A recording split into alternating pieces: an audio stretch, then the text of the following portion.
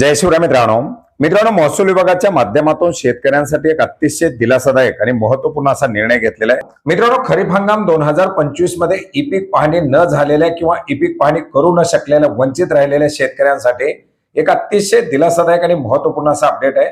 मित्रांनो, पार पडलेल्या हिवाळी अधिवेशनामध्ये विविध लोकप्रतिनिधींच्या माध्यमातून शेतकऱ्यांची ई पीक पाहणी न होणं, त्यांना शेतकऱ्यांना ई पीक पाहणी करत असताना येणाऱ्या विविध अडचणी आणि ई पीक पाहणी न झाल्यामुळे आता शेतमाल हमीभावाने विकत असताना येणाऱ्या अडचणी किंवा इतर सोयी सुविधांचा लाभ याच्यामध्ये येणारी अडचण याबाबत मोठ्या प्रमाणात आवाज उठवण्यात आला आणि याच पार्श्वभूमीवरती या ई पीक पाहणीच्या नोंदणीपासून वंचित राहिलेल्या शेतकऱ्यांसाठी राज्य शासनाच्या माध्यमातून महसूल विभागाच्या माध्यमातून एक अतिशय दिलासादायक असा निर्णय घेण्यात आलेला आहे।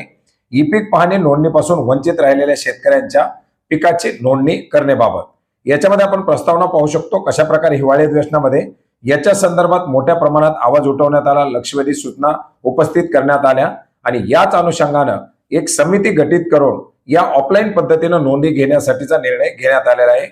शासन निर्णय आपण पाहू शकता। खरीप हंगाम 2025 मध्ये विहित मुदतीमध्ये ई पीक पाहणी नोंद न झालेल्या शेतकऱ्यांच्या पिकाची ऑफलाईन पाहणी करण्यासाठी उपविभागीय अधिकारी यांच्या अध्यक्षतेखाली खालीलप्रमाणे समिती गठीत करण्यात येत आहे।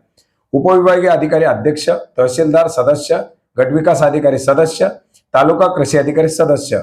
या समितीच्या माध्यमातून शेतकऱ्यांना काही कारणास्तव पिकाची नोंद करता आली नाही, सदर नोंद सातबाऱ्यावर आली नाही, याबाबत प्रत्यक्ष पीक असल्याची फेर चौकशी करून दिनांक 15 जानेवारी 2026 पर्यंत अहवाल जिल्हाधिकाऱ्यांना सादर करावा। सदर समितीने करावयाच्या कारवाईबाबत सविस्तर मार्गदर्शक सूचना जमाबंदी आयुक्त व संचालक भूमी अभिलेख यांच्या माध्यमातून 2 दिवसात निर्गमित करण्याची कारवाई करावी।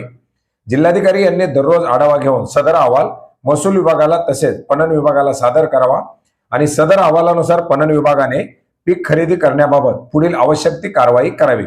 अर्थात जर शेतकऱ्यांची अशा प्रकारे पीक पाहणी झालेली नसेल तर त्यांना आपल्या तलाट्याच्या माध्यमातून किंवा आपल्या कृषी सहाय्यकाच्या माध्यमातून, शक्य असेल तर तालुका कृषी अधिकारी किंवा तहसीलदार यांच्या माध्यमातून आपल्या झालेल्या प्रकाराबद्दल किंवा पीक पाहणी न झालेल्या कारणाबद्दल पुढे माहिती द्यायची आणि आपल्या पिकाची असल्याची जे काही पुरावा असतील किंवा त्याच्याबद्दलची जी माहिती असेल ती माहिती सादर करायची, जेणेकरून पुढे तहसीलदार कृषी अधिकारी यांच्या माध्यमातून पुढे हे अहवाल सादर केले जातील आणि या अहवालाच्या आधारे त्या शेतकऱ्याची ई पीक पाहणीची नोंद केली जाणार आहे आणि याच नोंदीच्या आधारे पुढे शेतकऱ्यांचा शेतमाल हमीभावाने खरेदी करताना तो ग्राह्य धरला जाणार आहे। तर मित्रांनो, अतिशय दिलासादायक आणि महत्त्वपूर्ण असा हा निर्णय राज्य शासनाच्या माध्यमातून महसूल विभागाच्या माध्यमातून घेण्यात आलेला आहे। आता या नोंदी कशा प्रकारे घ्याव्यात, या नोंदी घेत असताना काय काय याच्यामध्ये बाबी लक्षात घ्याव्यात याच्या संदर्भातील एसओपी लवकरच जमाबंदी आयुक्तांच्या माध्यमातून दिल्या जाणार आहेत आणि त्याच्याबद्दल काही माहिती अपडेट आल्यानंतर